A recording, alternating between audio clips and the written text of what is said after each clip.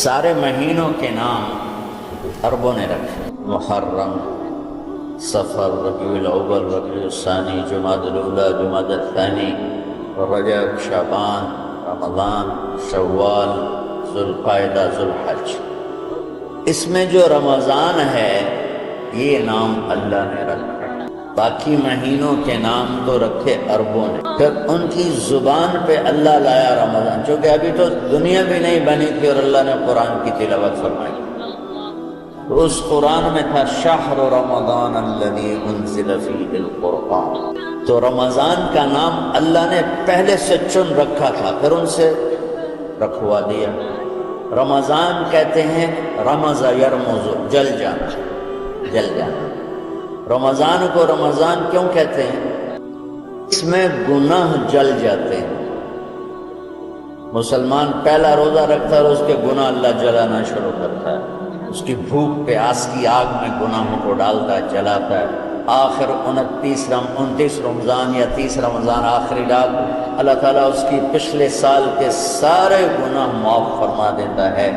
تو اس کو اس سے تشبیہ دی گئی کہ جیسے جلنے سے چیز ختم ہو جاتی ہے، رمضان کے روزے کی بھوک اور پیاس کی تپش سے اللہ تعالیٰ پچھلے سال کے سارے گناہوں کو معاف فرما دیتا ہے۔ تو ہم نے رمضان میں شروع کی کہ یہ رحمتوں کا مہینہ، ہر چیز کی برکت کا مہینہ، ہر شے کی اللہ کی طرف سے فراوانی اس میں ہے، علم کی بھی، ہدایت کی بھی، رزق کی بھی۔ پھر اللہ نے اس مہینے کا نام خود رکھا شہر رمضان، شہر رمضان۔ اس میں شب قدر رکھی، اس میں رات کی ایک نماز۔ اچھا، پہلی امتوں پہ روزہ فرض تھا افطاری سے افطاری، افطاری سے افطاری، بہت شدید تھا، 24 گھنٹے کا روزہ۔ بس افطاری کے بعد آنکھ لگ جاتی تو روزہ اگلا شروع ہو جاتا۔ تو ہم پر بھی پہلے ایسے ہی روزہ ہوتا رہا، افطاری سے افطاری۔ تو ابن سرمہ رضی اللہ تعالی عنہ اونٹ چرانے والے تھے، وہ شام کو لوٹے تو بیوی سے پوچھا کوئی افطاری کا سامان ہے؟ ہے تو نہیں، میں کہیں سے لے آتی ہوں۔ وہ گئیں افطاری کا کوئی سامان لینے، ان کو تھوڑی دیر ہو گئی اور ان کی آنکھ لگ گئی، تھکے ہوئے تھے، سورج ڈوب گیا۔ جب وہ آئیں تو ان کا اے سرمہ تو ہلاک ہو گیا۔ کیا ہوا؟ اگلا روزہ شروع ہو کیونکہ تیری آنکھ لگ گئی۔ انہوں نے کہا چل کوئی بات، لیکن ظہر کے وقت بے ہوش ہو گئے۔ کے روایت میں آتا ہے نماز پڑھنے آئے اور گر گئے، اور ایک میں آتا ہے گھر میں بے ہوش ہوئے۔ تو جو بھی صورتحال تھی اللہ کے نبی کو پتہ چلا۔ کیا ہوا؟ سرمہ کہا جی وہ افطاری کر نہیں سکے تو روزہ شروع ہو گیا تو بے ہوش ہو گئے۔ تو اللہ کے نبی رنجیدہ ہوئے، تو اللہ تعالیٰ نے قرآن اتار دیا، چلو میرے محبوب ساری رات کھاؤ حتی یتبین لکم الخیط الابیض من الخیط الاسود من الفجر، کہ میرے محبوب صبح صادق تک آپ کی امت کو اجازت ہے کھاؤ۔ پہلی امتوں پر افطاری سے افطار، لیکن ان کی نماز تراویح نہیں تھی، تو ہمیں اللہ تعالیٰ نے دیا سحری تک پوری رات۔ اچھا، ایک صحابی آیا، یا رسول اللہ میں تو مارا گیا۔ آپ نے کہا کیا ہوا؟ کہا میرا روزہ تھا، میں بیوی کے پاس چلا گیا۔ آپ نے کہا تو پھر تو غلام آزاد کر، کفارہ دے۔ کہا جی میں تو خود غریب آدمی ہوں، غلام کہاں سے آزاد خریدنا پڑا؟ آپ نے کہا 60 مسکینوں کو کھانا کھلا۔ کہ میں آپ مسکین ہیں، میں کہوں کھانا کھلاؤں؟ آپ نے فرمایا پھر آخری ہے کہ 60 روزے مسلسل رکھنے ہوتے ہیں جو کفارے کر۔ وہ کہنے لگا ایک روزے چاہے کم کی کر 60 روزے میں کی کریں۔ آپ نے فرمایا اچھا ٹھیک ہے بیٹھ جانا۔ تھوڑی دیر ہوئی تو ایک انصاری صحابی کھجوروں کا ٹوکرا لے کے رکھا، یا رسول اللہ یہ صدقے کی کھجوریں تقسیم فرما دیں۔ تو آپ نے فرمایا بھائی وہ کدھر ہو؟ کہا جی بیٹھا ہوں۔ آپ نے کہا ادھر آ، یہ کھجوریں لے جا اور 60 گھروں میں تقسیم کر دے۔ سبحان اللہ، اللہ نے اس امت کو لاڈ لڈائے، اللہ کی لاڈلی امت۔ عجیب واقعہ ہے.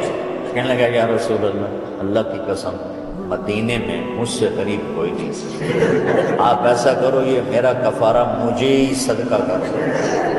تو آپ اتنا ہنسے کہ یہ آخری دانت نظر آنے لگے. بہت کم ایسا ہوتا تھا. فضحک حتی بدت نواجذہ، ایسا ہنسنا آپ کبھی کبھی ہنستے تھے کہ آخری دانت پورا منہ کھل جائے. تو آپ اتنا ہنسے کہ آخری دانت تک نظر آنے لگے. تو آپ نے کہا اچھا جا لے جا تیرے واسطے، لیکن یہ صرف تیرے لیے اور کسی کے لیے نہیں. تو جب ایسی خیانت ہوئی تو اللہ تعالیٰ نے دوسرا حکم بھی اتار دیا، باشرو، کہ تمہارے لیے بیوی بھی حلال ہے، کھانا بھی حلال ہے جب تک صبح صادق نہیں ہو جاتی. لیکن اللہ نے ہمیں ایک نماز عطا فرمائی جس کو ہم آج صلاۃ التراویح کہتے ہیں. میرے نبی کے زمانے میں اسے قیام اللیل کہا جاتا.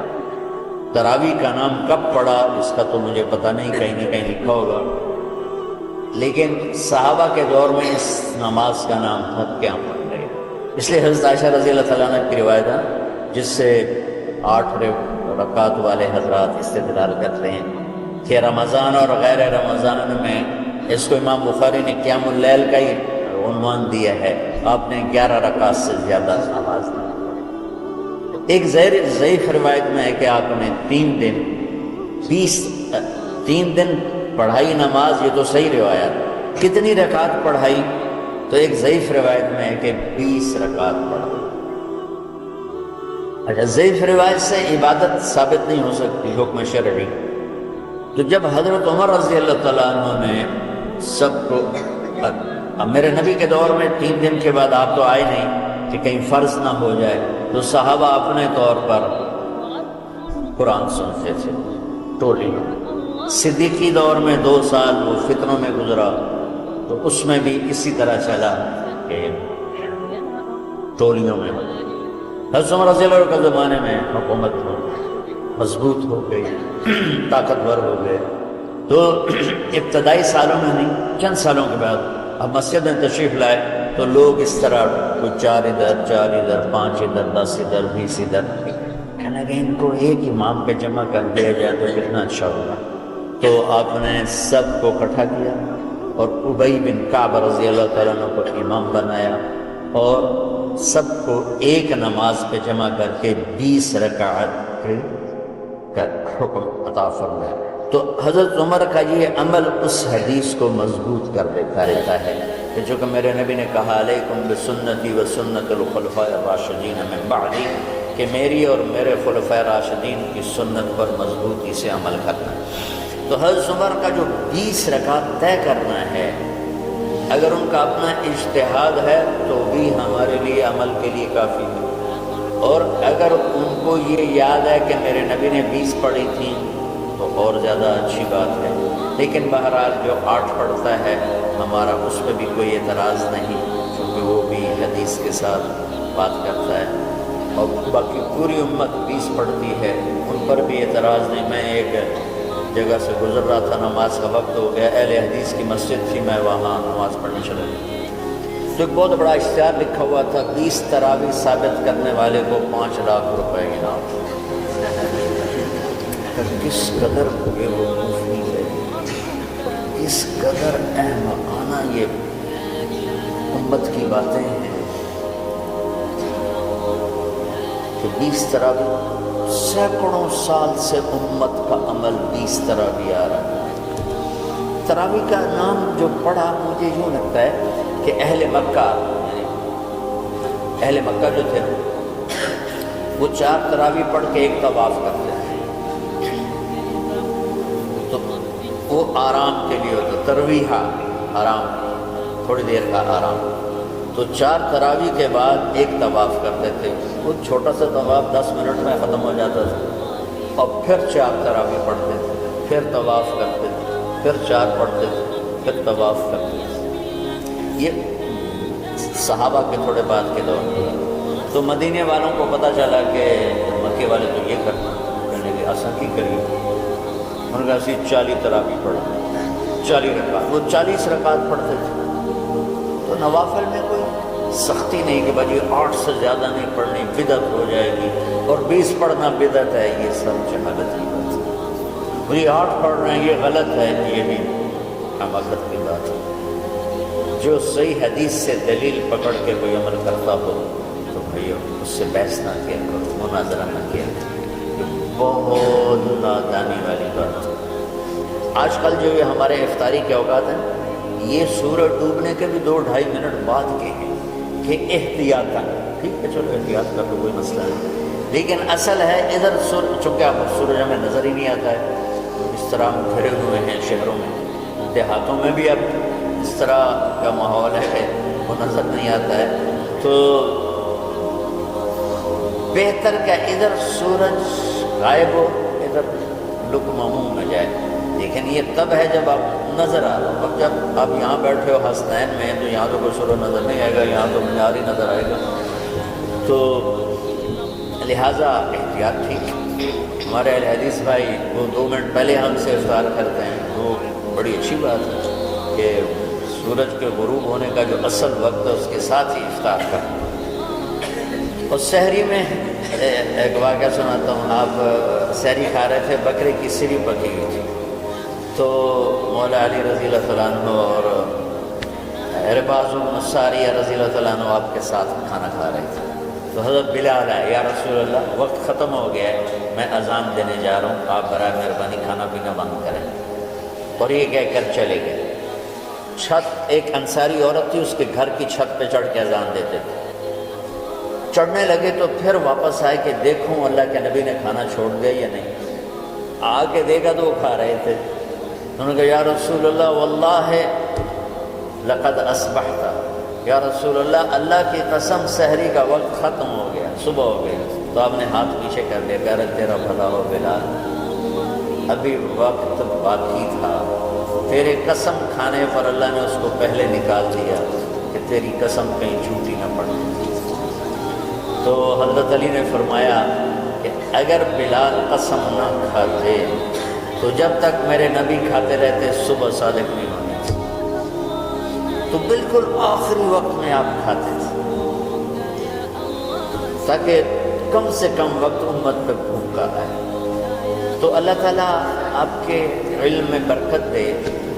رمضان علم کا مہینہ ہے، سونے کا نہیں ہے، کھانے کا نہیں ہے، سموسے پکوڑے کا نہیں ہے، رمضان علم کا مہینہ۔ تو اب جب دوبارہ تھوڑا سا موسم ٹھنڈک کی طرف گیا اور میرے جیسا کوئی آدمی کرے ارزا پانا تو ٹھیک ہے، تو پھر سحری کر کے فجر کی نماز کے بعد آرام ہوتا ہے، تھوڑی روٹین تبدیل ہوتی ہے، لیکن یہ دنیا مشقت کی اٹھانے کی جگہ ہے۔ بس رمضان کی سب سے بڑی تیاری کیا ہے کہ اپنے دلوں کو صاف کرو پہلے سے۔ شعبان کی سب سے بڑی تیاری کیا ہے کہ اپنے دلوں کو صاف کرو۔ جس دل میں نفرت ہو، بغض ہو، کسی کے لیے غصہ ہو، کسی کے لیے کیا کیا جذبے ہوں، دل صاف کرنا شب قدر اس میں ہے۔ اللہ کا عرش پہلے آسمانوں پر ہے، سارا دن ساری رات اللہ کے اعلان ہو رہے ہیں، کوئی بخشش چاہنے والا، کوئی معافی چاہنے والا، کوئی رزق چاہنے والا، کوئی ہدایت چاہنے والا، کوئی شفا چاہنے والا، اور فرشتوں کے اعلان ہو رہے ہیں، بھلائی کرنے والے آگے بڑھ، برائی کرنے والے بس کر رہے ہیں۔ تو جو رحمت رمضان میں میرے نبی نے فرمایا اگر میری امت کو پتہ چل جائے کہ رمضان کیا ہے تو یہ تمنا کریں گے کہ کاش سارا سال ہی رمضان ہو۔ تو ہم نے نظام بنایا ہوا ہے، لوگ مقرر ہیں وہ روزانہ جھاڑو دیتے ہیں۔ تمہارا دل ایک آنگن ہے، ایک صحن ہے، اس میں بغض، نفرت، حسد، پتہ نہیں کیا کیا گندگیاں آئیں گی اور آتی رہیں گی۔ بچوں ایک کام کرو، جھاڑو پکڑ صاف۔ یا اللہ کو معاملہ تجھ سے کرنا ہے، لوگوں سے نہیں۔ کسی نے برا کہا، کسی نے غیبت کی، کسی نے گالی دی، کسی نے دھکا دیا، کسی نے حق مارا، کسی نے کچھ کیا، یا اللہ تیرے سے میں نے اپنے دل کو سب سے صاف، میں نے اپنے دل کو سب سے صاف کیا۔ یہ اتنی بڑی عبادت ہے کہ بڑے بڑے نفلوں والے، تہجد والے، حج عمرے روزے والے تمہیں نہیں پکڑ سکتے، کیونکہ اس کا کرنے والا دنیا میں کوئی نفل پڑھنے والے تو بے شمار ہیں، عمرے کرنے والے بے شمار ہیں، علماء بے شمار ہیں، حاجی بے شمار ہیں، سخاوت کرنے والے بے شمار ہیں، لیکن اس ٹکڑے کو صاف کرنے والا لاکھوں میں ایک بھی نہیں۔ مشکل کام، آپ یہ سیکھ لیں، صاف صاف صاف۔ یہ رمضان کی سب سے بڑی تیاری، جس دل میں بغض بھرا ہو، نفرت بھری ہو، حسد بھرا ہو، کینہ بھرا ہو، اس میں خاک آئے،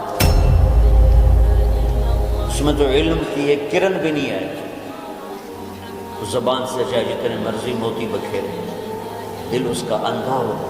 لا تعمل ابصار ولكن تعمل القلوب التي في الصدور، یہ آنکھوں سے اندھے نہیں، دل سے اندھے۔ تو ساری امت سے کہتا ہوں، رمضان کا استقبال کرو، دلوں کو صاف کر کے، نفرتوں کو مٹا کے، مذہبی نفرت، دنیاوی نفرت، رشتوں کی نفرت، بول چال کی نفرت، سیاست کی نفرت، لین دین کی نفرت، ان سب سے اپنے دل کو صاف کرو، تاکہ رمضان میں اللہ نے علم اتارا، اللہ تعالیٰ آپ کو علم عطا فرمائے، اور باقی لوگ جو عام دنیا میں زندگی گزار رہے ہیں ان کے دلوں میں اللہ رمضان کا نور اتارے، اور اپنے پر ہدایت کا نور اتارے۔ یہ سب سے بڑی تیاری ہے۔ اور آپ میں جو حفاظ ہیں وہ ترتیب بناؤ، آپ کے اعزازہ بنائیں گے، آپ الگ الگ اپنا یہاں ٹولیوں میں بٹ کے، جیسے ماشاءاللہ پہلے ہوتا تھا، اپنا قرآن سناؤ، 10 دن میں سناؤ، ہفتے میں سناؤ، 20 دن میں سناؤ، 3 دن میں سناؤ، تمہاری مرضی ہے، لیکن یہاں فضا بنے، چاروں طرف قرآن پڑھا جا رہا ہو، تو ایسے صرف دیکھ کر ہی ایمان تازہ ہو جاتا ہے۔ تو جو آپ میں حفاظ ہیں وہ غافل نہ ہونا کہ وہ جی میں نے تو اب یاد نہیں ہے، بھول گئے تو الگ بات ہے، تو کچا پکا ہے تو اس کے لیے تیاری کر کے سناؤ، کسی اچھے حافظ کو ساتھ لے کر، کچھ وہ سنائے، کوئی یہ سنائے، اس طرح کر کے، کوئی ضروری نہیں تراویح میں ختم ہو، نفلوں میں اسے کر لو، لیکن حفاظ کوشش کرو کہ قرآن زبان سے ادا ہو جائے۔ رمضان میں جو قرآن سناتا رہتا ہے اسے ساری زندگی قرآن یاد ہے، اور کسی سے گلہ ہے، غصہ ہے، ناراضگی ہے، کسی سے بولتے نہیں ہو، تو اس کی تیاری کیا ہے؟ وہ دلوں کو صاف کرو، معاف کرو، معافی مانگو، تمہارا قصور نہیں پھر بھی معافی مانگ لو، دلوں کو صاف کرو، اور اللہ سے سخاوت مانگو کہ اللہ کو سخی بھی پسند ہے اور صاف دل والا بھی پسند ہے۔